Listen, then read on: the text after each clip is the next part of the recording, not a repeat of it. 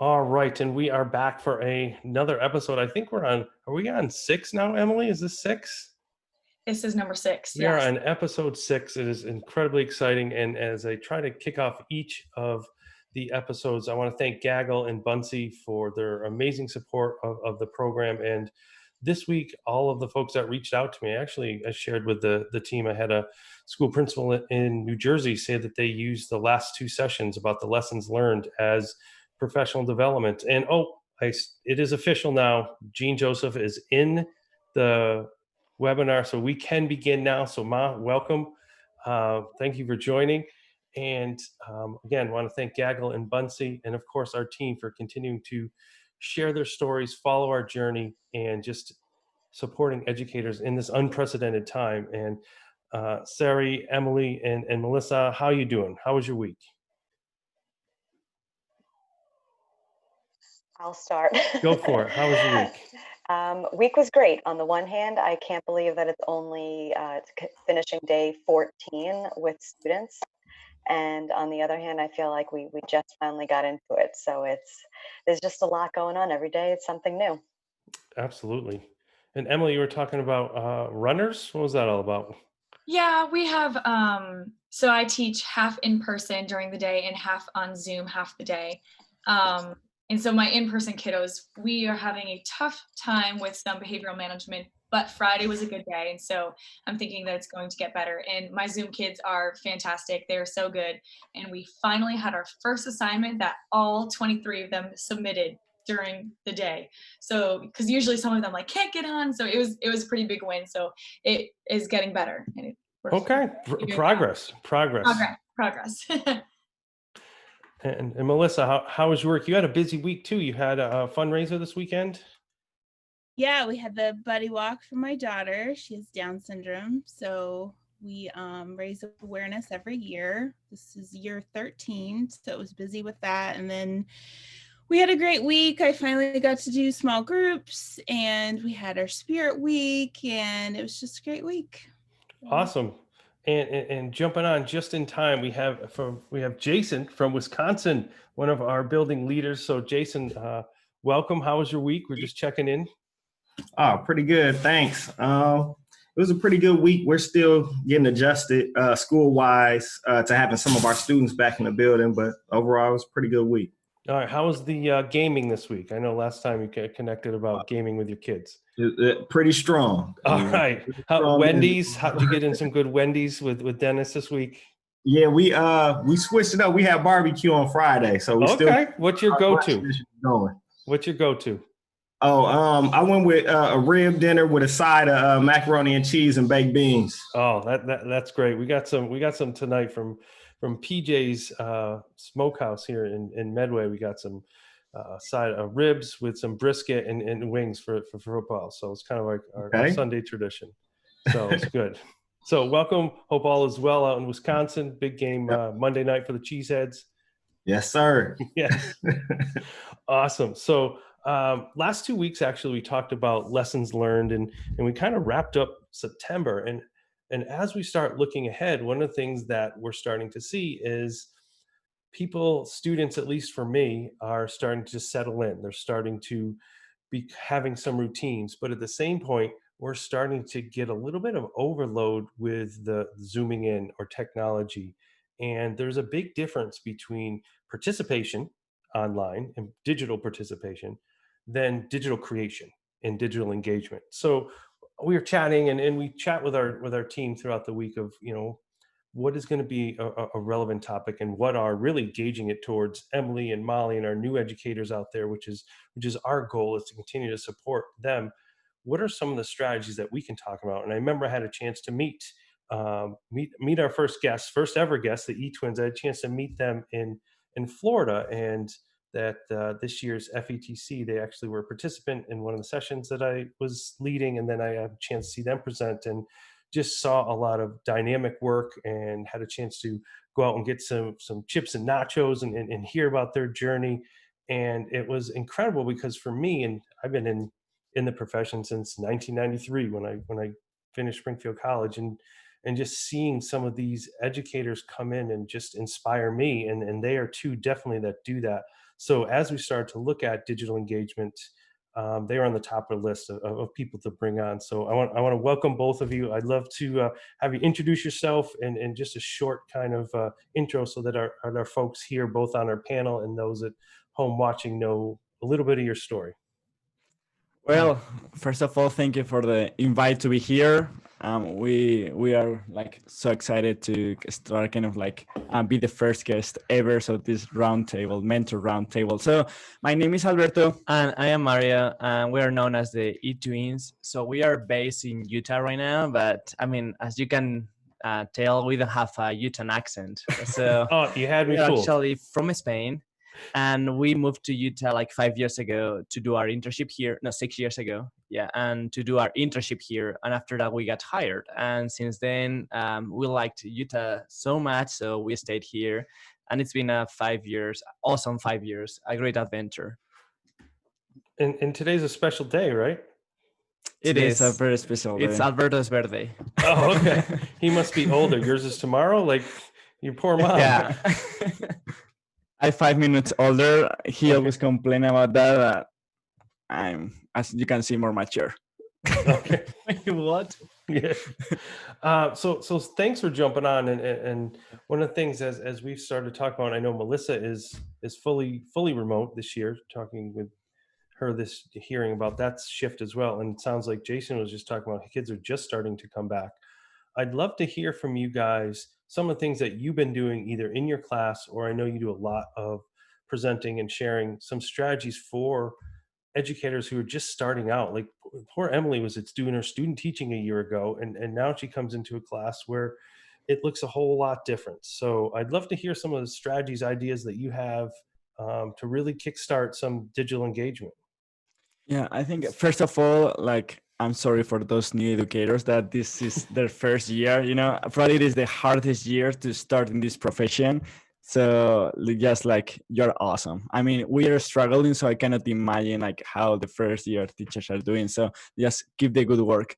And I would say, like we always say, that the first step would be like keep it simple. You know, like in the past, I would say 5-6 months, we've seen tons of webinars, tons of resources, and like if you got one of those webinars, you know, it was like the top 50 apps, you know, for remote learning, or top 50 apps for like online learning, and that was just like too much for the new teachers, right? It was like this tsunami of apps, you know, like you needed to use because they were awesome, you know. So I would say, like, do not start with like something like, all right, I will try one app per day for the next couple of weeks and see how it goes. You know, just get one app that is going to help you out, and then just stick with that and get very, very good at it. You know, like once you have one app master, just like jump to the other, you know, but don't try to complicate your life, because it's not gonna work. You know, just pick one simple thing and then work around that. And there are many apps that can be used in so many ways. So like, just pick one app that can be used in many ways that can enhance your lessons, because that's another thing that we have seen in the last like 5-6 months. It's like, all right, I attended this webinar that talked about this awesome tool. I need to use it in my classroom next week. And it, for us, it shouldn't be like that, right? Like, you have your lesson or your like pedagogy, and you use the tool to enhance it, right? The tool doesn't need to be in the center of the learning. It's not like I need to use it. Like, okay, I have this lesson, how I can apply these like 3 or 4 tools to enhance it. Right? Exactly. So pedagogy and your lesson and your standards should be on the middle of your planning. And after that, you know, you can use as many tools as you want to enhance that, to make it better, but do not put the tool in the middle of your planning, because it doesn't work like that.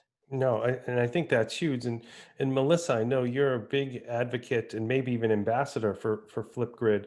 How have you been able to do that, being all online? So, before you answer that, are you guys back hybrid? Are you guys? It's complicated. So we started off the year with hybrid schedule, which is like AB schedule. Like we got students like half of the class Mondays and Wednesday, and the other half Tuesdays and Thursday. And then we moved to like 5 days. Actually, this was the first week that we had all the students back for like 5 days schedule. 4 days schedule. Actually, Monday to Thursday, and then we have Fridays off to plan. So that's kind of nice. Awesome. So Melissa, how have you made that shift to adding some digital engagement into being a fully online? Well, it's been interesting, that's for sure. I use Flipgrid a lot just to teach lessons, like short little videos, which is super easy. And with the enhancements that they have now with the whiteboard and everything, the kids love it. It's easily accessible. But I also, I agree completely. One app a week or 2 weeks, depending on the age of your kids. My kids are a lot younger.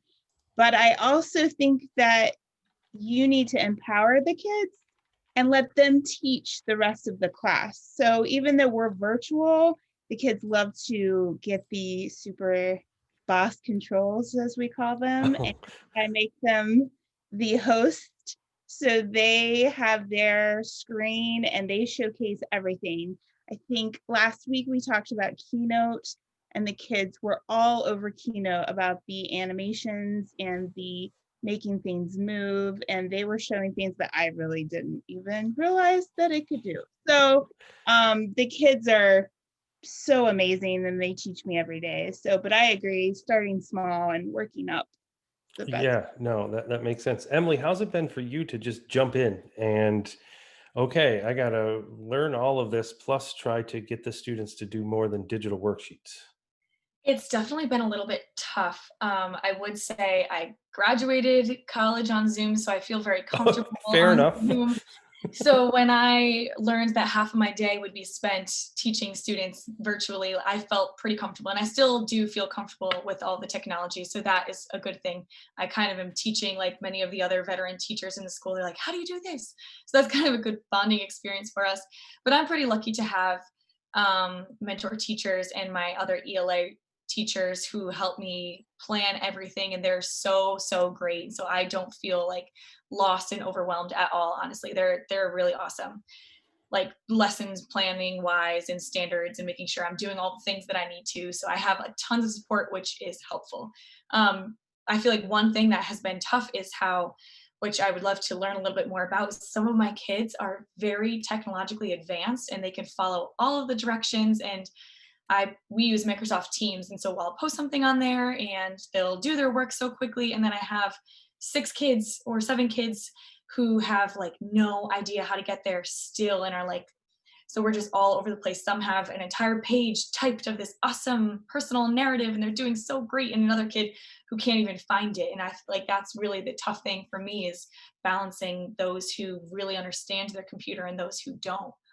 So that's really been the toughest part for me so far. But other than that, I feel like it's been running pretty smoothly digitally. Good. So guys, I'm going to throw it back to you. You talked about putting, pedagogy first, technology second. You talked about choosing one app that maybe you really go deeper. What would be one that you'd recommend? One app or tool or website? A 2 if you need to. We'll each give you. Okay. Just one app is so hard, right? I think like Flipgrid, of course, like you can do many things with Flipgrid, and now that has these new features like the whiteboard, as Melissa was explaining before, like kind of opens a new world for them, right? You are like giving them a voice in a way that you cannot do it without technology, and to us, that's what technology is about, right? To do kind of like help you to complete activities that couldn't do with technology, without technology. And my app would be, I'm gonna cheat, it's kind of like 2 apps in one. So the I would say Teams and OneNote, that combo, when they go together, you have your Teams, which is for us, communication has been key in the last 6 months. I think like communication with parents, communication with the students is one of the most important things during these times. And then the ability of having OneNote inside of Teams, that gives you like a virtual OneNote that you can use, inside of Teams. It's just amazing, because you have everything in one place. If your students have a problem, just call them on Teams, share your screen and walk them through. That combo has been very, very powerful for us.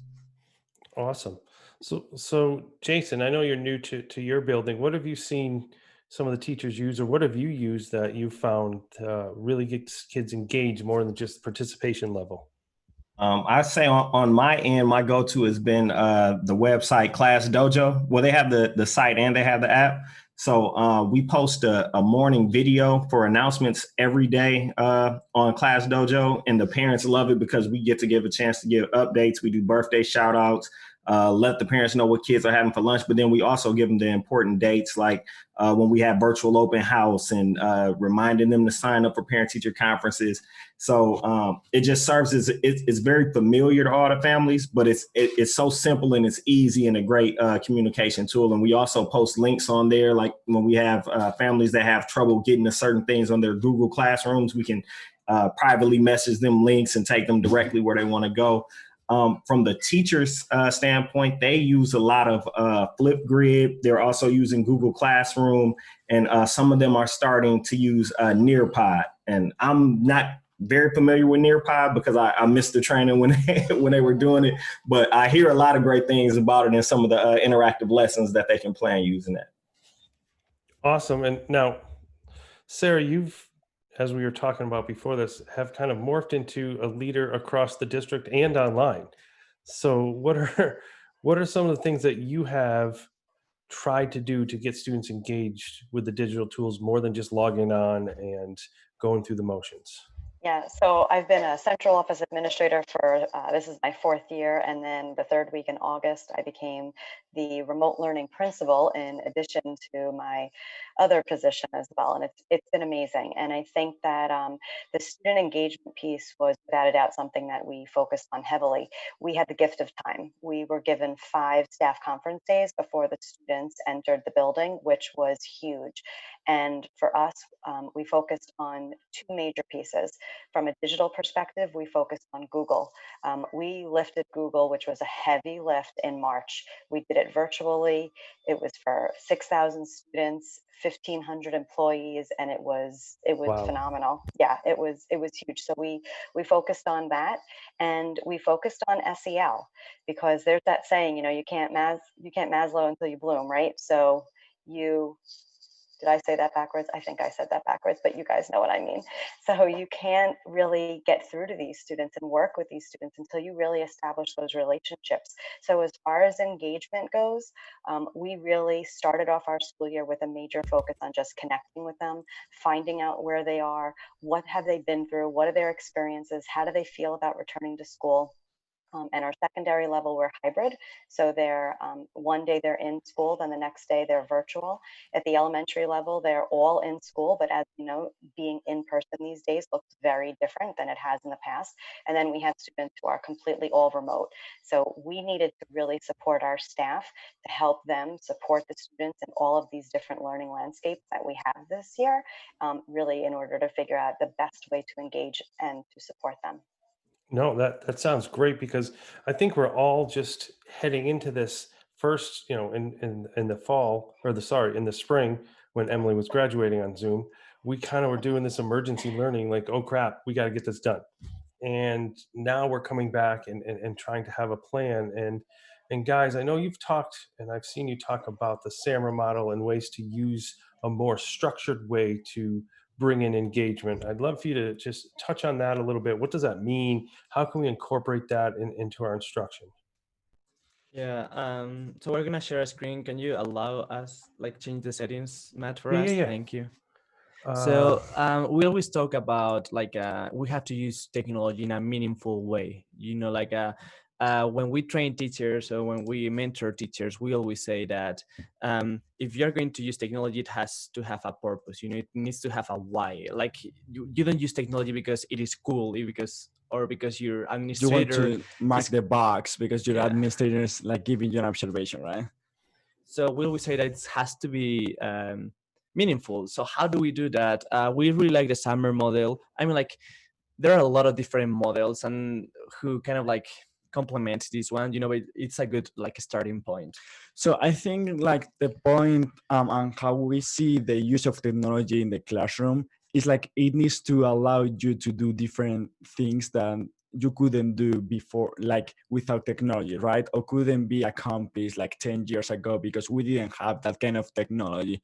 So we always Even like 2 trying or to 3 shoot, goes, really. or 2-3 years ago, right? Yeah. We couldn't even like be doing this like 8-9 years ago, this kind of PD, right? So this is like a good example of what technology allows us to do and how like it's like enhancing the way we do things in life, right? So if we see all the kind of industries around the world, like everyone is using technology to enhance what they do.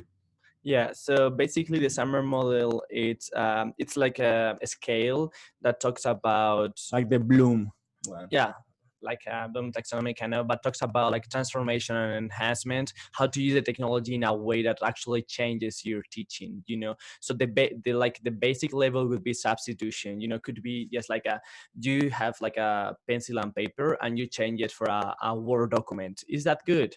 I mean, it's all right, you know, it's not bad either, you know, but it's, you're not accomplishing anything new. You are just like substituting like the paper and the pencil with like a Word document and a computer, and students, instead of writing, they are typing. exactly. So that would be the basic level, which is fine, you know, but it's not ideal. And then documentation will be using the same examples. For example, using the grammar tool in, or like maybe like adding pictures, okay, in Word document. I'm adding pictures, I'm doing augmentation, I'm doing something a little bit different that is helping me to kind of accomplish something I couldn't before, which is like fix my grammar, right? Yeah. And then number 3, we enter in the transformation area. You know, those two were not transformation. When we talk about digital transformation, the summer model talks about like substitution and augmentation are not a real digital transformation. You're just enhancing your lesson, which is great, but it's not transformation.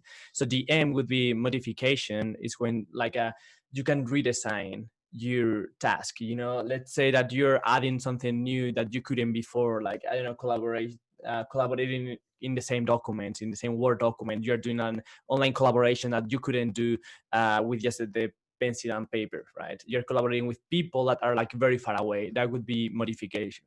And then redefinition can be like putting all of that together, like giving us kind of like having, maybe adding other things like Skype or something like that, and get information for people from all over the world, and then put it back in the Word document, right? Like it's giving us like that like opportunity to get information, or having that real world like interaction. Yeah, it's kind of like redefine completely a task. It's like a completely different activity.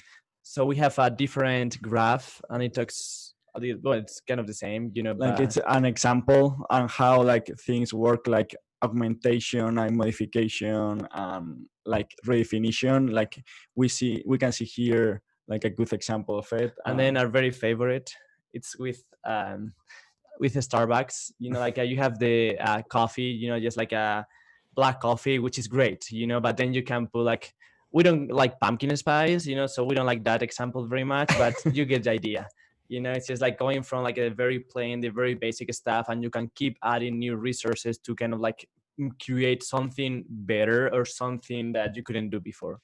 So this can be a good starting point to plan a lesson. All right, how I'm using this tool, like I'm doing just substitution or I'm doing augmentation. Can I do it better? What this tool is like allowing me to do that I couldn't do it before without it. Yeah, so as we said before, it's not the only thing that you need to think of when you are planning, but it's always good to have this in mind when you are planning, having the summer model next to you and thinking about, as Alberto said, how you are applying that technology. Am I just using the technology in a very meaningful way? I'm just like substituting, or what am I doing? So for you guys, what would be an example of a modification, or, you know, a pumpkin spice here? What is one of your favorite lessons? What is something that we can aspire to move from augmentation to? So, for example, I don't know. We like last year, for example, we transformed our classes into startups. So we created like 4 different like departments. In each of the departments, we're working in something different using like different tools. We had the data and analysis department. We had the HR department. They were super mean, by the way.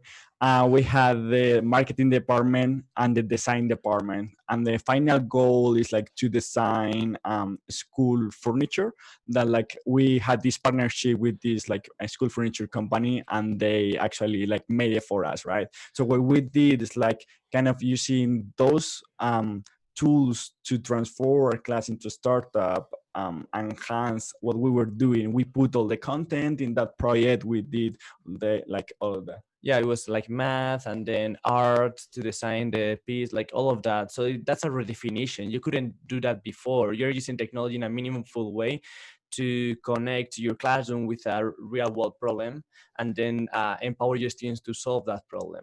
So that would be a redefinition. Yeah, no, I think that's great. And Jason, do you say you did in the morning announcements on digitally or? Yep, we used Classroom Dojo, and we post a video announcement. Okay, and how's that? Is that mostly students? Is that you? Who's driving that? Right now, it's me, Dennis, and then our other assistant principal. And then we'll have special guests, which are other staff members. We haven't, since we're just now having kids back on, we haven't had the students in the actual videos yet, but it's just mostly administrative team and then certain staff members. Nice. So I'm going to throw it out to our other team members here. Have you done something that you feel is really moving forward, is moving from the plain coffee to closer to the pumpkin spice coffee? Like, what are some of the things you've done either that have worked, or sometimes I've learned a lot for things that didn't work? Like for example, when first time I did Flipgrid, didn't realize we had to have the first graders sign in. So it was just a catastrophe. Like, so it was like, we're psyched, we get going. All they want to see is a little face on there, and then they're like, username and password. So that was one that I learned pretty quickly with it, but they loved it. But I'd love to hear some things you've done, and I want to share. I'll share at the end.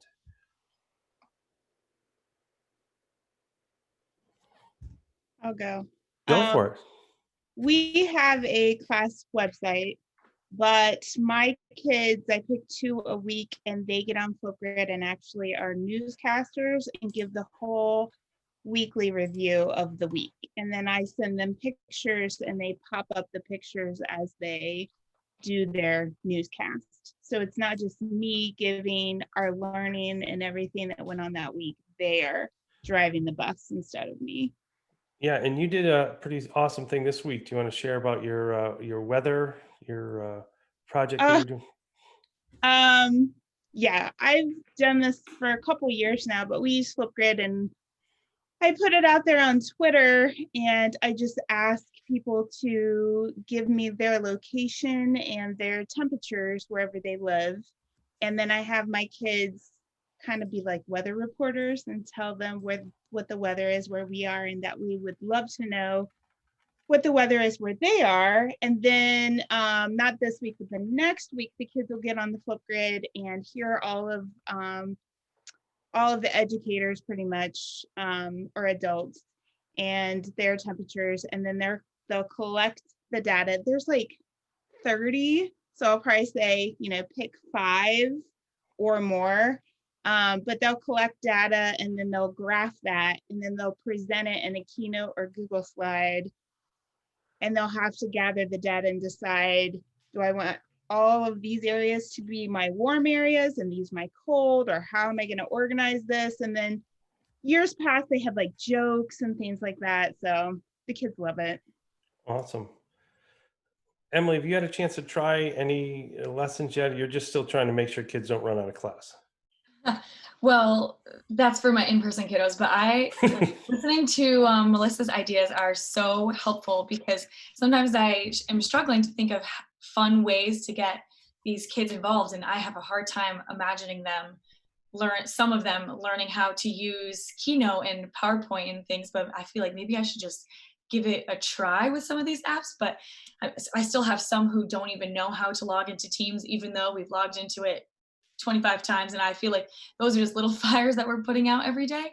So we haven't done too much, but one thing that has been really exciting that they've really loved is we started doing the national holiday of the day. So you can like just type in like what's today's national holiday. This is just something that's really brought our classroom together, because we started doing jobs, and we have an agenda reader, and one of our agenda reader tells us what the national holiday is, and we play a little video. And so like the other day was National Coffee Day, and we just played little videos or had discussions and debates about hot coffee and chocolate and just little funny things. And I think that giving classroom jobs has really elevated our room, and it's not just me talking anymore and like explaining all the Zoom rules to everyone and helping them, having them share my screen. So giving them rules, like it's really nice to hear them talk more and like run the debates. But I love listening to all of Melissa's ideas, and I hope to be able to eventually work in some more apps. But I'm thinking of checking out Flipgrid, because that sounds like it's really, really cool once we finally all can work our one website. So I'm following the eTwins advice, just focusing on one until our class masters it. And then once we do, I'm really, really excited to try something new, because it'll be much more exciting. Awesome.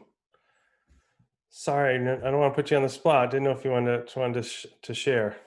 Yeah, no, absolutely. So one of the things that we've been working on within the remote school is, I think to the eTwins advice, keeping it simple, utilizing what we have, and tapping into the breakout rooms.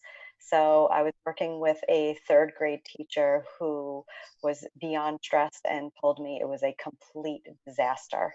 And we took a step back and we talked it through. And, you know, one of the things that surfaced in the conversation, she felt like she took on too much, right? So when you guys were just saying about keeping it simple, she really needed to break it down, think about what you would do within a classroom, and mirror it the same way. You need to literally be explicit.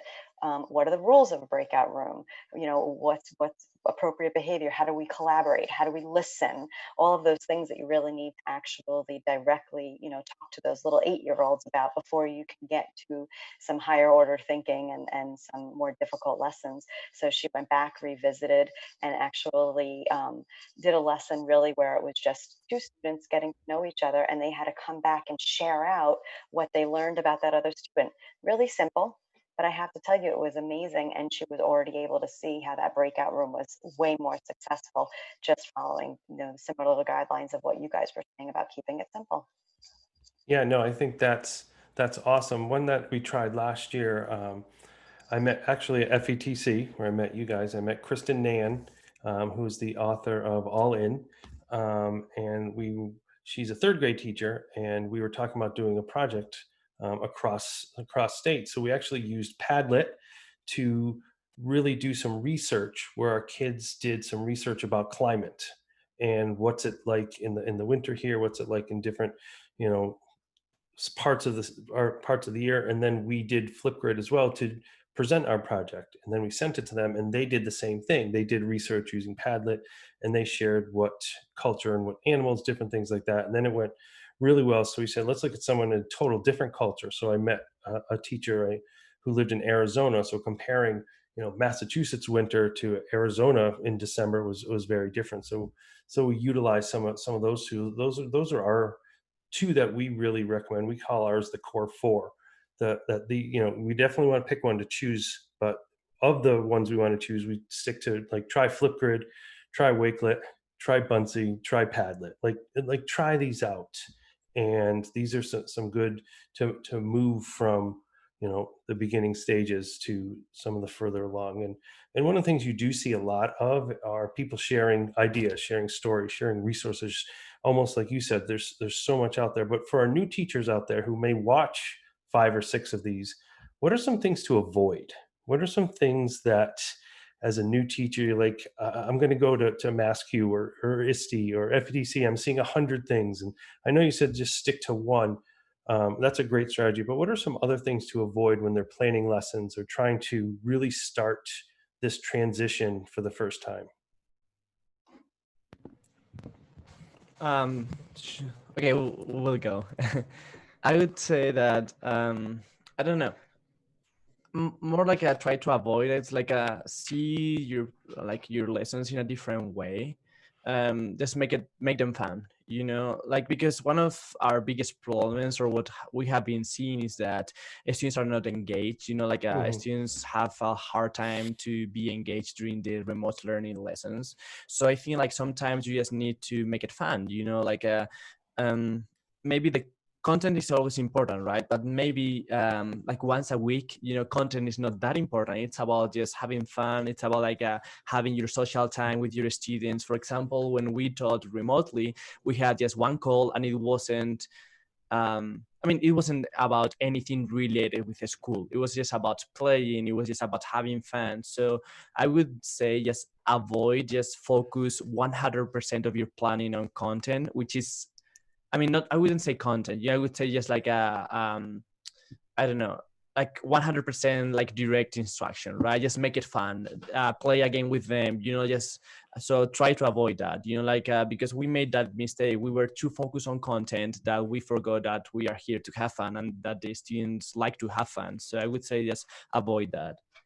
And also like one more thing, like focus on, avoid to not focus, I'm going to use avoid, right? Like to not focus on social emotional learning. So like social emotional learning is so important right now that to us, we think that like you can be the best teacher in the world, right? Like you can be the best communicator, but if a student is struggling, like with, they have hard feelings or they are not feeling well, they are not going to learn, because they're gonna be, there's like this like barrier or this like, you know, like thing that like prevent them from learning. So focusing on that, and now more than ever before, because everyone is struggling, and making that connection with the students during the remote learning or this like pandemic or the COVID outbreak, just to check on them. Like, how are you doing? Do you need help? How's your family? How are your grandparents? Because maybe we are like forcing a kid to remake an assignment, or we are telling them that they have like 25 missing assignments, and maybe their grandparents are in the hospital with COVID, you know? So like we need to pay attention to those details and be flexible, and just work on that social emotional learning, like how to like support those students that are struggling, because we are struggling as an adult, right? So they are struggling also. No, and I think that's a big piece when we talk about digital engagement. We sometimes, as you said, just plow through and go, and we need to get these lessons. And to any of our crew on here tonight, what are some things you've done to really, I know we focused on wellness in the beginning of the of our shows, and talking about making sure that students feel safe. What are some things that you've done to make sure that that digital engagement isn't about just going online and using apps? I'll say one thing in our district, we have a new role of a SEL director.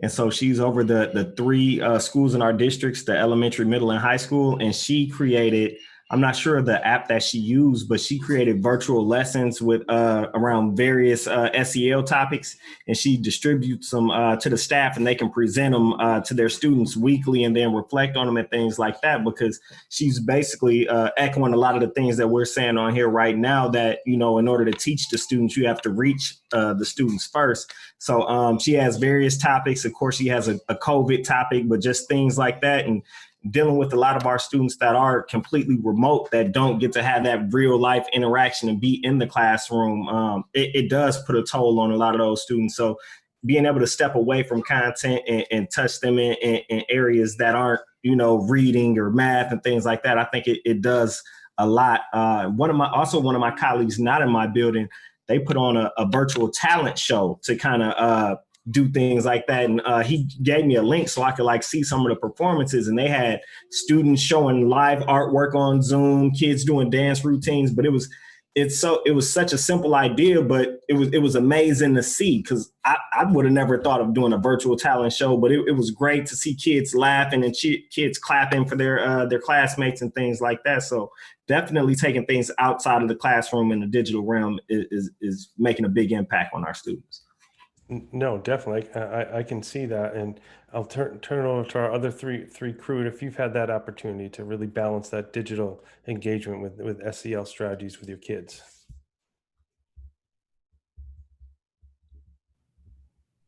I guess I'll we have a guidance too, but we're completely virtual. So I think our stress level is completely up there. Especially me I am such a love for the like I have to like hugs and do our little thing that it's really pushing its boundaries this year, and I really have to be as creative. I never really realized how creative I could be until I'm at this point, but I think our morning and our end Zooms are all about that. That's all it is. It's not academic. It could be reading a book and having a conversation, but it's all fun. Games, play, conversation, and breakouts. There's no topic, there's no rules. They just get in breakouts and talk. Because let's face it, when they walk in that classroom, that's what they're missing. They're missing chit. And I don't care now, hybrid, they're still talking to each other with masks, but we don't even get that. So mornings and in Zooms are all about conversation, them talking with each other, talking with me, chit-chatting, smiling, games, having some fun, because that's what we're missing a lot of since we're full virtual. Yeah, no, I totally could see that. I can agree to that. So the kiddos I have on remote for half of my day, they are full remote for the entire year. So they see me and then the other teacher in the afternoon, but we really focus on we have about a 45-minute long morning meeting where we just like have conversations and we play little games and go in breakout rooms. And I would agree, breakout rooms are so nice for them. The first time we did that, they came back and were like, oh my gosh, that was so much fun. They were so happy just to talk to their friends because they haven't seen them in so long. And so I'll try to I'll do one breakout room and then I'll delete them all and then recreate new ones. So then they talk to new friends every single question we ask, or they get a chance every day to at least talk to a couple new kids in the room because there are 23 of them. So it's kind of a lot all at once. But they love the breakout rooms and that's really helpful for our SEL just to get to know each other. It's awesome. Wow. Mass singer. Tell us more, Melissa. You can't just throw that in the chat and be like, hey, by the way, we have mass singer. Like what? So my kids, last year we did it. And I told him about it this year, but there was a glitch on Flipgrid and Nam was like, oh my goodness, there's a glitch, there's a bug. So I found a bug and they had to fix it. But the kids can get on and they cover their face with an emoji, or if their parents have Snapchat, they can use an actual filter. And then they blare the music up and they lip sync just like Masked Singer on the TV show.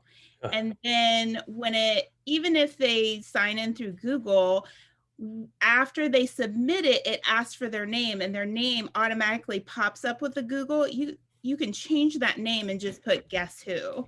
And last year, one of the kids did like a SpongeBob, actually had like a SpongeBob, like the animated character it was hilarious. So the kids love it. I'm excited to do it this year. So no, that's awesome. I'd love to see one at some point because that is an awesome idea. Sari, I see you unmuted. I don't know if you're jumping in. I was going to, but then I needed to hear about the Masked Singer also. That's awesome. Yeah, that's a good one. I think for me, some of the things that I think about is really just to work backwards, think about the end goal.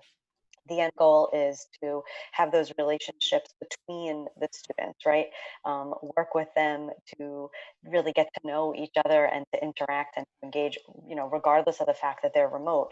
So when you think about what your end goal is, and, it makes it a little bit easier to start to think a little bit more creatively, as Melissa was saying, to the ideas that we can come up with. And Melissa was talking about, my gosh, like I never knew how creative I could really be. And I think that when we speak backwards, right, that relationship piece, so many of the conversations that I've been having with a lot of the remote teachers has been, well, what are they interested in, right? Same things that you would do if you were in person. You're trying to just figure out getting to know the kids, what their interests are, what gets to them, and really just trying to connect with them that way.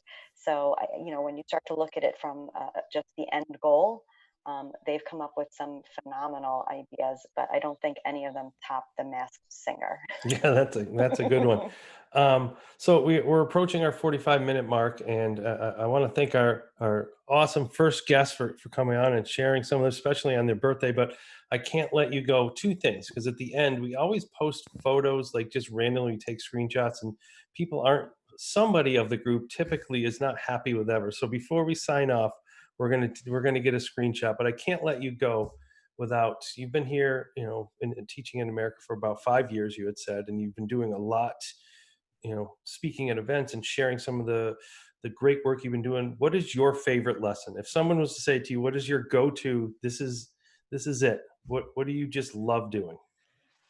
Like a remote or in general? Whatever, in general, whatever you're like, I get to teach one more lesson, what would it be? Even if you've already taught it, it's your favorite one. I think it couldn't be a lesson, it would be a project maybe. Like something that is meaningful for students and is close to their heart. For example, we did a project like a couple of years ago. We called it like Building Smiles. And what we did is like Mario was teaching first grade. What an adventure. Like,